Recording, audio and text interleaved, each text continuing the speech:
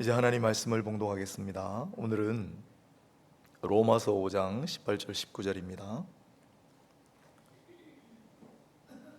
로마서 5장 18절 19절 한 목소리로 한번 읽어볼까요? 로마서 5장 18절 19절 246페이지입니다.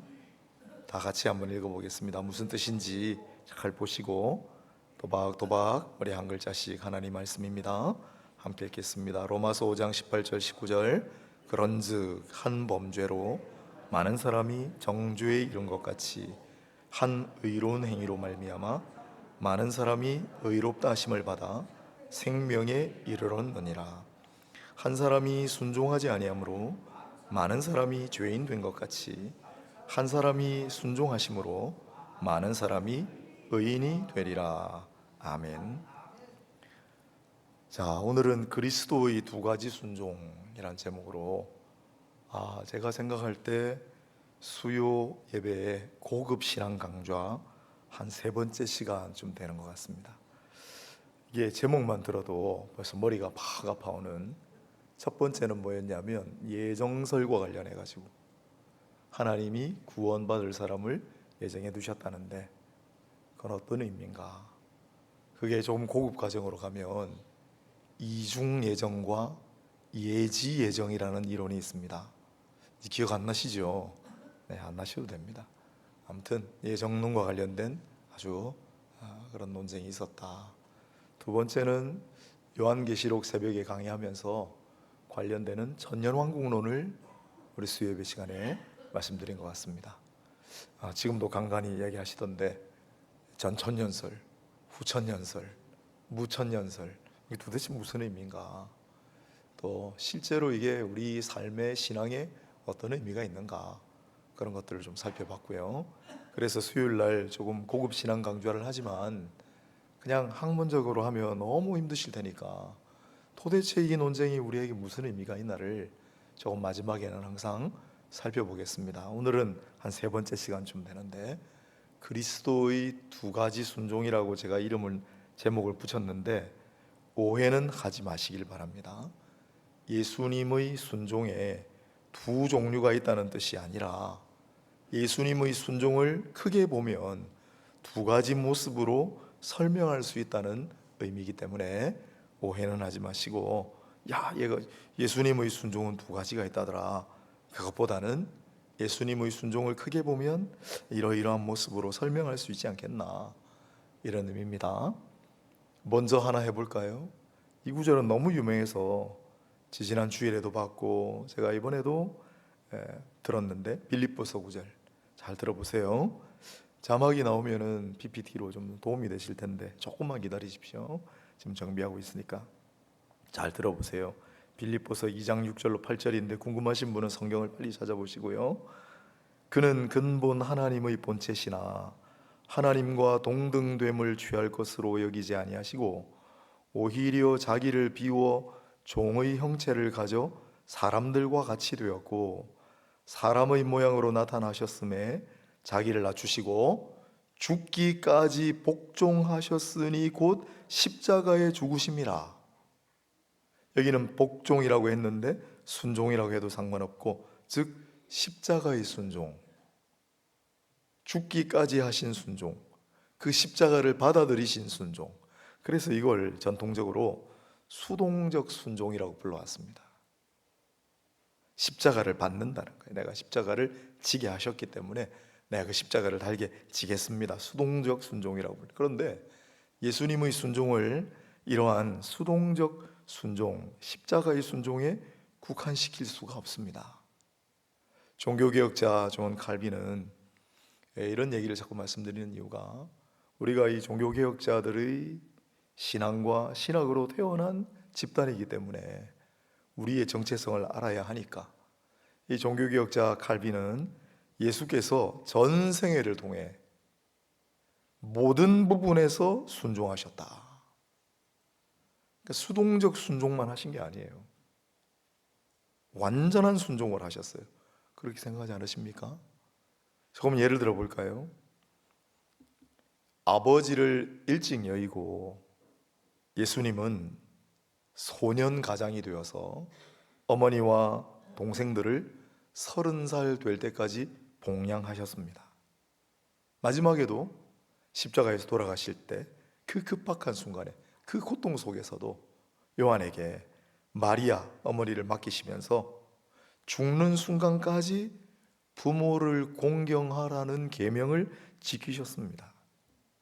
십자가를 지시는 거하고 조금 다른 모습이죠. 그래서 이러한 순종을 능동적 순종이라고 불러왔습니다. 지난 2021년부터 2022년까지 우리 교단과 고신, 합신 교단에서 오랜만에 신학적 논쟁이 벌어졌습니다. 요즘은 이런 걸 잘 안 해요.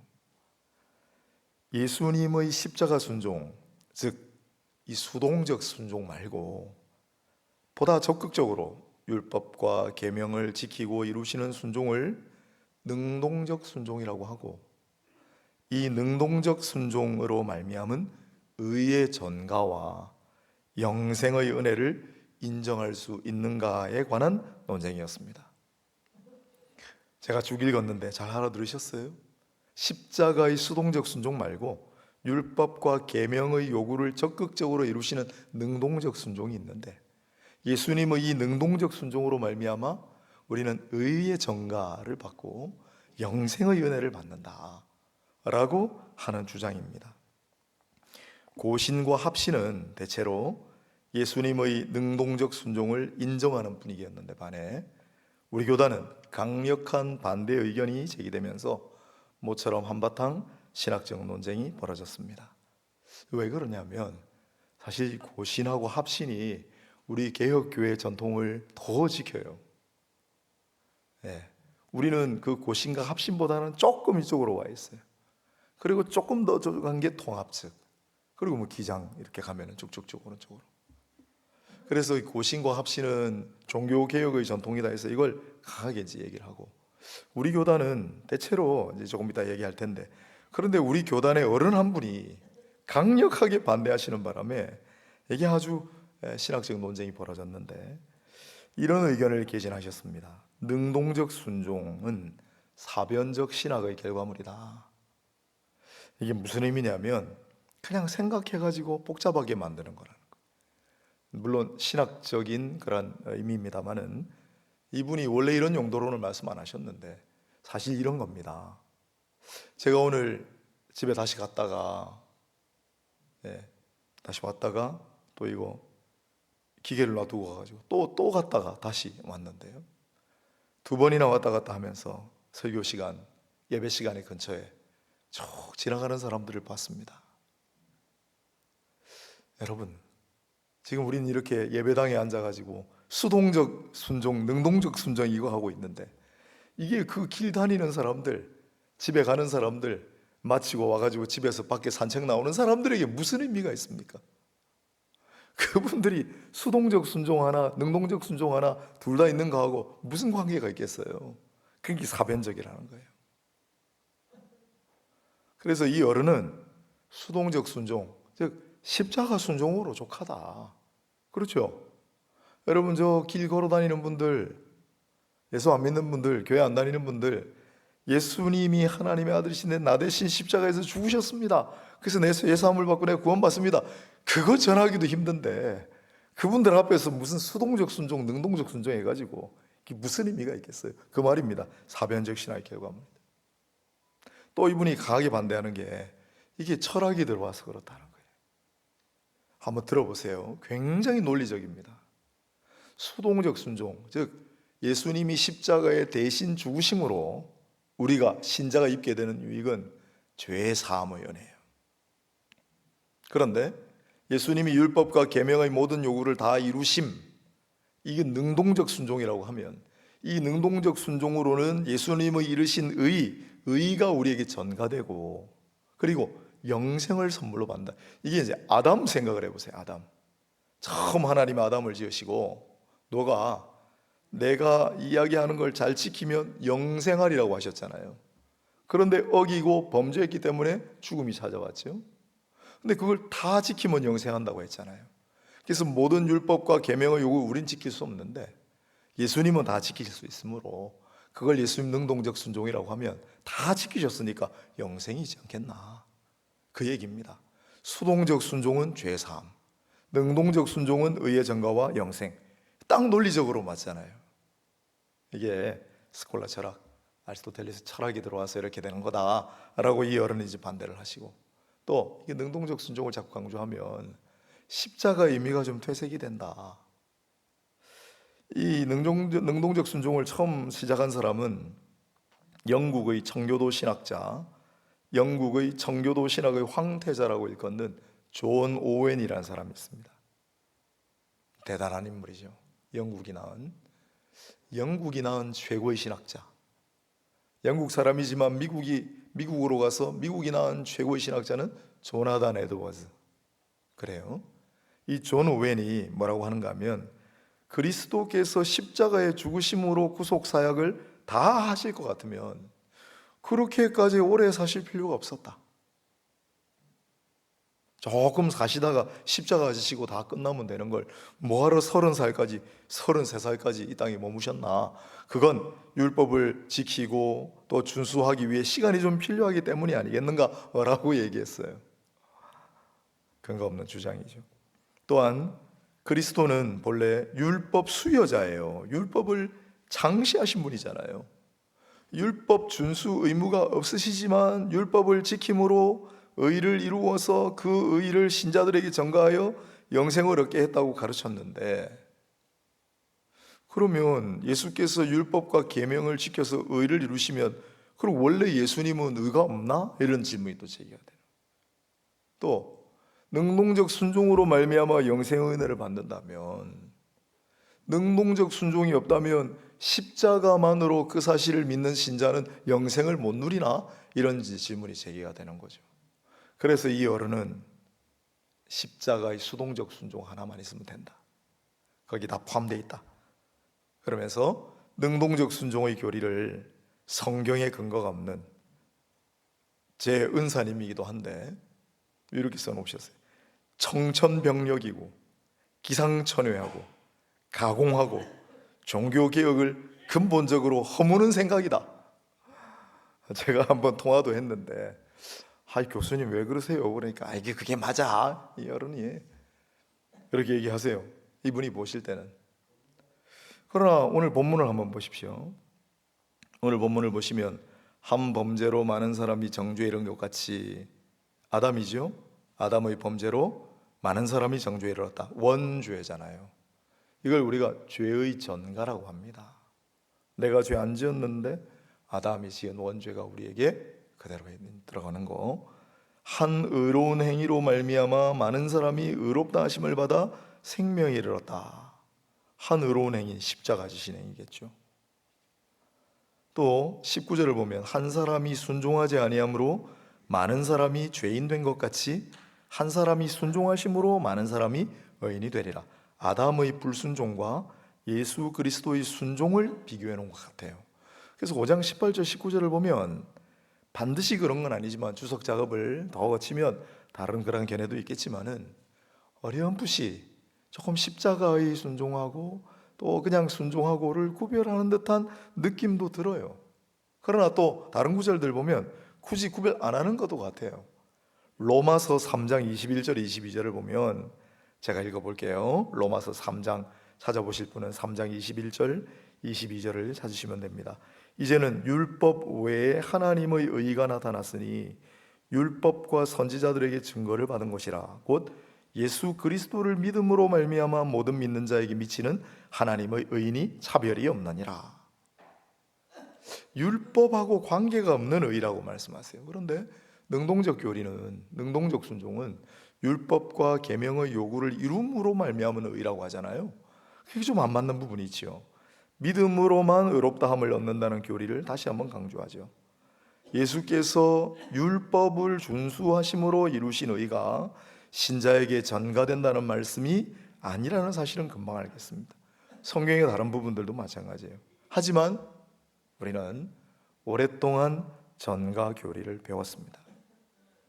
우리가 채택한 신조, 요리문답 이런 게 있어요. 우리 신앙고백서에는 이걸 안 넣습니다. 좀 논쟁이 있으니까. 그러나 우리 장로교회, 우리 교단의 신조 대소요리문답이 있습니다. 요즘은 잘 안 보지만은 제가 한번 소개해 드려 볼게요. 잘 들어보세요. 신조 7조는 앞에는 조금 이제 생략하고, 그 영원한 아들이 참 사람이 되사 그 후로 한 위에 특수한 두 성품이 있어 영원토록 참 하나님이시요 참 사람이시라. 지난 주일에 제가 전한 거, 예수의 복음. 제일 먼저 예수의 복음은 예수님은 참 사람이시고 참 하나님이시다라는 거예요. 어떻게 하나님이 사람이 되실 수가 있나? 그게 우리가 가지고 있는 예수의 복음이죠. 여기도 똑같이 해놨죠. 성령의 권능으로 잉태하사 동정녀 마리아에게 나스되 오직 죄는 없으시니라.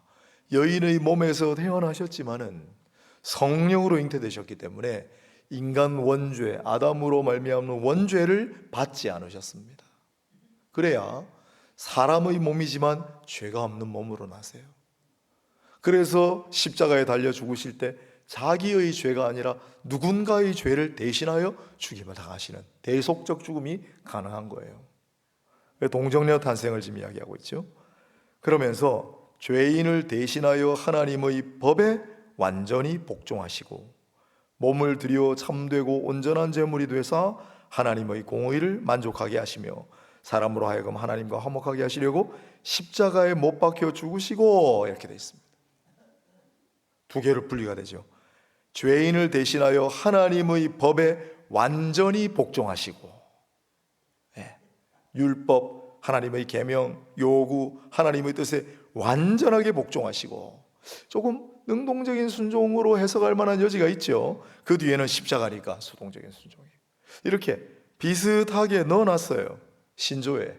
우리 그걸 다 채택을 했습니다. 또 우리 주일 오후에 이제 제가 대소요리문답, 대요리문답을 시작을 했네. 시간 될 때마다 하나씩 하겠습니다. 지난번에 1번 했는데요. 대요리문답, 소요리문답은 아이들 가르치는 거, 대요리문답은 어른들 가르치는 거예요. 그래서 대요리문답 70번에 보면 의롭다 칭하심이란 무엇인가? 라는 질문에 대해 답이 이렇습니다. 오로지 그리스도의 온전한 순종과 충분한 만족이 하나님에 의해 그들에게 전가되고 믿음으로만 받아들임 바 됨으로 인한 것이다. 그리스도의 온전한 순종과 충분한 만족, 충분한 만족이 십자가의 죽음을 의미해요. 온전한 순종과 충분한 만족이라고 볼 수 있는 여지가 조금 있죠. 또 우리에게는 신도계요서라는 것도 있습니다. 우리 그리스도인 신도들이, 목회자뿐만 아니라 모든 신도가 알아야 할 중요한 요점, 그래서 신도계요서예요. 그 신도계요서 막 중복이 되어 있습니다. 거기 11장에 칭의라는 부분이 있는데 1항에 그리스도의 순종과 만족을 그들에게 전가시키고, 순종과 만족을 그들에게 전가시키고, 3항에는 그리스도는 그의 순종과 죽으심으로 말미암아 이와 같이 의롭다함을 얻은 모든 자들의 빚을 다 갚으셔서 순종과 죽으심으로 해놨잖아요. 순종과 만족이 그들 대신으로 수납되었는데, 이어서 순종과 만족, 순종과 죽으심, 계속 두 개씩 써놔요. 그런 이게 종교개혁의 전통에, 사실 이 칼빈이 능동적 순종을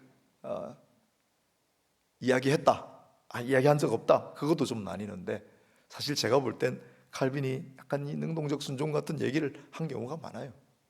그래서 그게 우리 종교개혁의 전통이 알게 모르게 우리 신조, 우리 신도계요서, 대요리문답에도 다 들어가 있는 거죠. 그렇다면 전문가나 신학자가 아닌 우리는 어떻게 이해해야 할까요? 일단 예수께서는 전 생애를 통해 모든 부분에서 하나님의 뜻과 계명에 온전하게 순종하셨다는 사실을 우리는 꼭 마음에 새겨야 합니다. 무슨 뜻이냐면, 수동적 순종만 강조를 하면 사람들 마음이 예수님이 십자가에 죽으셔서 내 모든 죄를 사하여 주시고 나는 구원받았어, 그렇게만 생각한다는 거예요. 그런데 예수님의 순종은 굳이 수동적 순종, 능동적 순종으로 안 나누더라도 예수님은 전생의 기간 동안에 모든 것에 순종하셨어요. 십자가에 순종하셨을 뿐만 아니라 크고 작은 많은 말씀들, 하나님의 아버지의 뜻에 전부 철저하게 순종하셨습니다. 이게 능동적 순종이라는 것을 우리가 지금 얘기를 하면 그 전인적인 순종, 온전한 순종을 우리가 좀 강조하게 돼요. 주께서 이렇게 말씀하셨습니다. 내가 율법이나 선지자를 폐하러 온 줄로 생각하지 말라. 폐하러 온 것이 아니오 완전하게 하려 함이라. 진실로 너희에게 이르노니 천지가 없어지기 전에는 율법의 1.1획도 결코 없어지지 아니하고 다 이루리라. 마태복음 5장 17절로 18절. 다 이루리라고 말씀하셨어요. 율법의 1.1획도 다 이루리라. 이루리라는 것은 다 지키고 준수하는 게 전제되어 있는 거 아닙니까? 그러니까 예수님께서 하신 말씀에도 보면 내가 다 이루리라, 다 지키리라, 다 준수하리라는 게 배경에 깔려 있는 거죠. 또 십자가 위에서 마지막으로 예수님 돌아가실 때 뭐라고 하셨습니까? 요한복음 19장 30절 다 이루었다. 마태복음 5장 17도 18절에는 다 이루리라 말씀하시고 마침내 십자가 위에서 다 이루었다 말씀하시는데, 물론 예수 그리스도께서 십자가를 지심으로 수동적 순종의 절정을 보여주셨다라고도 할 수 있습니다. 다 이루었다, 이게 이 순종의 끝이다. 하지만 동시에 아사셀 속죄 양을 가리키는 레위기 율법이나 나무 아래 달린다는 신명기 율법과 같이 모든 크고 작은 율법의 요구와 하나님 분부하신 모든 계명을 다 지키고 준수하셨다는 위대한 선포도 된다고 볼 수 있죠. 그렇습니다. 이 둘은 별개의 것이 아니고 어떤 때는 섞여 있고, 사실 십자가를 지시는 걸 수동적 순종이라고만은 할 수는 없잖아요. 그게 예수님이 지신 거 아니에요. 그것도 능동적인 순종일 수 있죠. 그러니까 예수님의 순종에는 수동적인 면도 있고 능동적인 면도 있고, 예수님의 순종에는 수동적인 면이 좀 강한 순종도 있고 능동적인 면이 좀 강한 순종도 있습니다. 아까 예를 들어 부모를 공경하라, 가족을 잘 돌보라, 그거는 그냥 내가 수동적인 순종만 해가지고는 안 되죠. 가가지고 돈도 벌고 먹을거리도 사와서 우리 엄마하고 우리 동생들하고 먹여야 될 거 아닙니까? 그럼 굉장히 능동적이고 적극적인 순종이 필요한 행위 아니에요. 그게 다 있는 거예요. 수동적인 측면도 있고 능동적인 측면도 있고 다 있는 거예요. 예수님은 모든 것 순종하셨다라는 것을 생각하셔야 됩니다. 수동적 순종이 필요한 이유와 능동적 순종이 필요한 이유를 마지막으로 살펴보겠습니다. 수동적 순종이 필요한 이유는 무엇일까요? 수동적 순종이 무슨 순종이라고 했습니까? 십자가의 순종. 여러분, 예수님께서 십자가 지시는 순종 때문에 무슨 일이 일어났나요? 그게 이제 세상 사람들에게 우리가 얘기해야 되는 거죠. 당신들은 모르고 있지만은 2000년 전에 하나님의 아들이 이 땅에 오셔서 그분은 죄가 없으신데 우리 모든 인류의 죄를 대신하여 죄 없는 그분이 십자가에 못 박혀 죽으심으로 그를 믿는 자마다 죄의 사함을 얻게 하시고 구원해 주셨소를 우리가 가서 전해야 되는 거죠. 죄의 사함의 연애예요. 그래서 구원의 연애예요. 죄의 사함의 연애예요. 로마서 3장 23절로 24절, 아까 읽은 본문 그 다음에 제가 읽어보겠습니다. 유명한 구절이죠. 모든 사람이 죄를 범하였음에 하나님의 영광에 이르지 못하더니 그리스도 예수 안에 있는 속량으로 말미암아 하나님 은혜로 값없이 의롭다 하심을 얻은 자 되었느니라. 모두가 죄인이다. 그런데 이 예수 그리스도의 속량으로 말미암아 죄의 사함을 받는 거예요. 어떤 속량입니까? 베드로전서 2장 24절에 친히 나무에 달려 그 몸으로 우리 죄를 대신하셨으니, 히브리서 9장 14절에 흠없는 자기를 하나님께 드린 그리스도의 피가 너희 양심을 죽은 행실을 깨끗하게 하고 살아계신 하나님을 섬기게 하지 못하겠느냐. 예수 그리스도의 피가 우리의 양심, 썩은 양심을 깨끗하게 하고 우리의 죄를 사함으로 우리를 하나님 아버지 앞에 의롭게 여김받는 존재로 만들어 주신다는 거예요. 이와 같이 십자가에 대신 죽으신 예수를 믿으면 죄의 사함을 받습니다. 죄의 사함을 받은 자는 더 이상 죄인이라고 하지 않고 의인이라고 합니다. 그러니 능동적 순종으로 가지 않더라도, 자, 우리는 어떻게 의인입니까? 죄를 용서받았기 때문에 의인이에요. 이게 수동적 측면이에요. 그럼 능동적 측면은 또 뭐냐? 자, 여러분, 우리는 예수 믿고 죄의 사함을 받은 의인입니다. 그러면 어떻게 살아가야 하겠습니까? 마음대로 살아가도 되나요? 여전히 우리가 가지고 있는 성경에는 수많은 율법과 계명들이 존재합니다. 예를 들어 보겠습니다. 당장 어떤 목사님이 10계명 하나를 위반하면 난리 납니다. 노회, 목사의 치리는 노회이기 때문에 노회 재판이 열립니다. 여러분, 목사는 예수를 믿고 예수를 따른다고 서약하고 안수받고 하나님의 종된 사람인데 죄 사함을 받았죠. 의인이죠. 그런데 목사도 10계명 중에 하나 위반하면 난리가 납니다. 그렇지 않습니까? 교인들은 어때요? 그러면 우리 죄 사함의 은혜를 누리는데 우리가 하나님의 율법과 계명을 위반하면 어떻게 되죠? 위반하면 안 되죠. 그런데 이 하나님의 뜻대로 하나님 말씀을 지키며 준수하며 살아가기가 여간 어려운 일이 아닙니다. 그렇지 않습니까? 불순종은 잘못입니다. 불순종은 죄입니다. 그런데 그런 불순종의 허물까지도 예수 그리스도의 은혜로 사함받는 줄로 믿습니다. 하지만 안 지키고 용서받고 안 지키고 용서받고 영원히 그렇게 살 수는 없잖아요.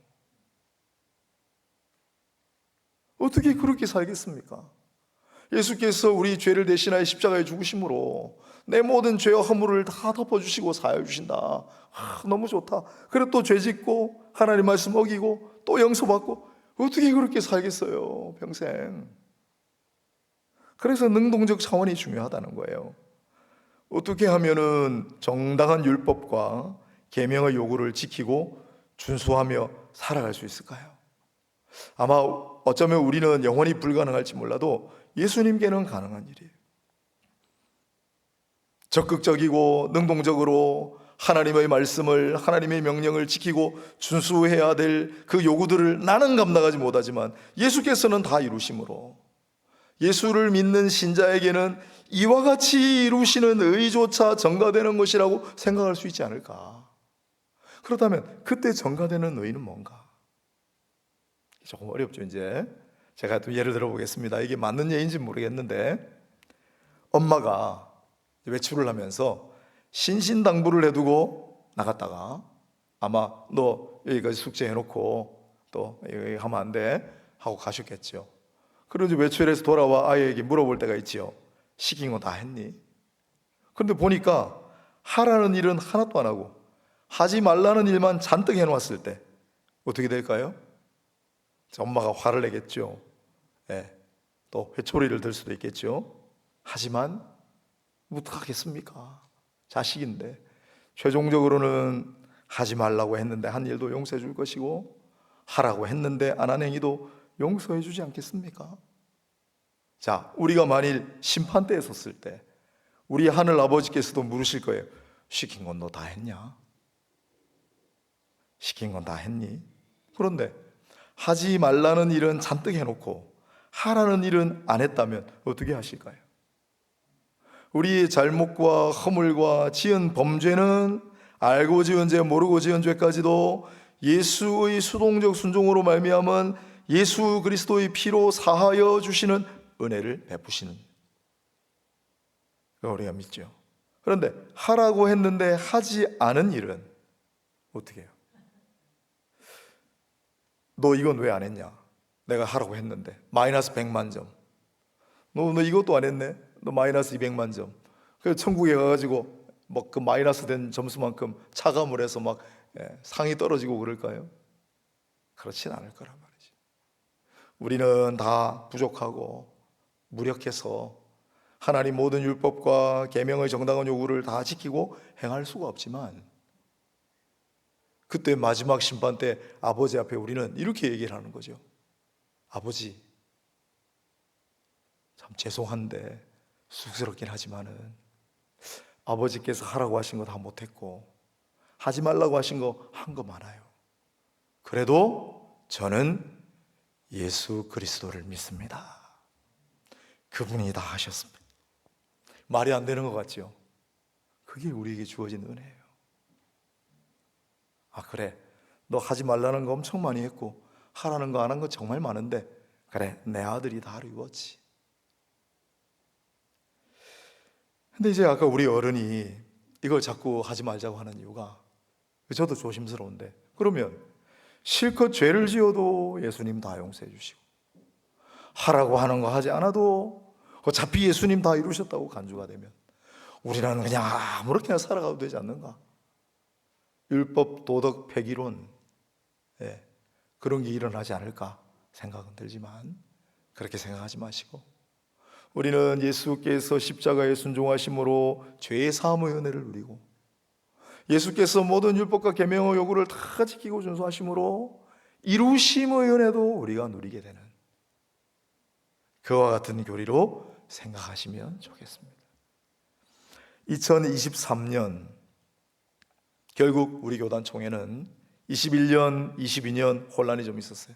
반대하고 거기에 또 옹호하는 사람들 찬반 논쟁이 벌어져서 23년에 신학부 서기는 제가 잘 아는 목사님이고, 그 목사님 대구에 계신 분인데 주도하에 이런 문구를 만들었습니다. 그리스도의 순종 교리를 말할 때 유일 중보자로서 하나님의 아들 예수 그리스도의 십자가의 죽음은 범죄한 자기 백성을 구원하시기 위한 대속적 죽음이며, 그리스도의 전생에 걸친 고난과 율법 아래 오심과 순종의 절정이요, 성부 하나님의 명령과 위탁에 대한 최고의 순종이다. 그러나 순종 교리를 전개할 때 그리스도의 순종을 십자가의 죽음에만 국한시켜서는 안 된다. 오히려 그리스도의 지상사역 전생에 걸친 전체 순종에서 다뤄야 한다. 따라서 그리스도의 순종 교리에서 능동적 순종은 그 본래의 의미대로 오해 없이 바르게 사용된다면 명백한 개혁주의 전통의 교리다. 너무 구별하려고 하지 말고, 철학적으로 논리적으로 너무 구별하려고 하지 말고, 그래서 능동적 순종의 결과 의의 전자가 있고 영생을 받는다, 이렇게 도식적으로 나누지 말고, 그리스도는 전인적 순종, 전체적 순종, 완전한 순종을 하셨기 때문에 거기에는 수동적인 면도 있고 능동적인 면도 있어 모든 순종이 그리스도의 순종이라는 것을 우리가 이해하면 이게 개혁주의 전통의 순종이다라고 발표를 한 거예요. 두루뭉실하지만 사실 이게 맞는 얘기고, 그렇다면 오늘 이 이야기는 우리에게 어떤 의미가 있을까? 마지막으로 생각해 보겠습니다. 이와 같이 예수님의 순종은 전부에 미쳤어요. 모든 생애, 삶의 모든 부분에. 그렇다면 예수를 믿고 따르는 우리의 순종도 그러해야 하지 않겠습니까? 이미 십자가를 지시는 거는 그거 우리가 따라하기가 힘들어요. 그런데 예수께서는 내가 십자가를 지고 갈 테니 너희도 너희 십자가를 지고 나를 따르라고 거듭해서 당부하셨어요. 예수님의 십자가 순종, 수동적 순종이라 해도 좋고, 이 십자가 순종을 우리가 따라야 할 것이라고 말씀해요. 그렇다면 예수께서 적극적으로 능동적으로 순종하신 거는 어떻습니까? 예수께서는 하나님 아버지의 뜻대로, 아버지의 말씀대로, 아버지의 계명대로, 아버지의 요구대로 다 이루셨어요. 주께서 그리 하셨으니 우리도 당연히 그렇게 해야 되지 않겠는가? 그래서 굳이 능동적 순종을 이야기를 한다면 이것은 우리가 받아야 할 교훈, 우리가 본받고 나아가야 할 본이다. 우리에게 새로운 계명을 주셨습니다. 대계명, 서로 사랑하라. 우리에게 대위임령도 주셨습니다. 모든 민족을 제자로 삼아. 복음 전파의 거룩한 명령도 주셨습니다. 이렇게 주어진 명령들은 그저 그냥 수동적으로 어떻게 되겠지, 나에게 안겨주시겠지만 해가지고는 안 되는 거잖아요. 우리에게 주신 이 대계명, 대위임령, 복음 전파의 사명, 땅끝까지 가서 복음의 증인이 되라고 하신 이 명령들은 적극적이고 능동적으로 순종해야 되지 않겠습니까? 주님도 그러하셨듯이. 안 지켜도 불순종의 죄를 사하여 주신다. 이런 소극적이고 수동적인 모습으로 살아가서는 안 되지 않겠습니까? 그래서 오늘 우리가 소극적 순종, 적극적 순종, 수동적 순종, 능동적 순종, 뭐 이름을 뭘로 붙이든 아무튼 크게 보아 뭔가 좀 내가 열심히 적극적으로 해야 되는 게 있고 그냥 감수해야 되는 게 있는 것 같은데, 둘 다 주님은 철저하게 순종하셨다. 그럼 오늘 이 논의가 우리에게 주는 메시지는 뭔가? 우리도 주님처럼 십자가의 순종을 하고 나가고, 그리고 보다 능동적이고 적극적인 순종으로 살아가야 한다. 예수 그리스도의 위대한 순종으로 우리는 죄의 사함을 받고, 그리고 의의 전가, 영생의 선물, 좋습니다. 그런 은혜를 받았다면, 그러면 우리는 이제 그 모습을 본받아 순종하고 또 순종하고, 우리의 삶의 전 영역에, 우리의 전 생애를 순종하며 살아가는 예수의 사람들이 되어야 되지 않겠나. 오늘 이 논쟁을 다음에 또 기억하셨어요? 뭐 다 사라지겠지만은 복잡한 내용은 그냥 우리는 철저하게 순종해야 한다. 예수님은 수동적으로도 순종하셨고 능동적으로도 순종하셨다.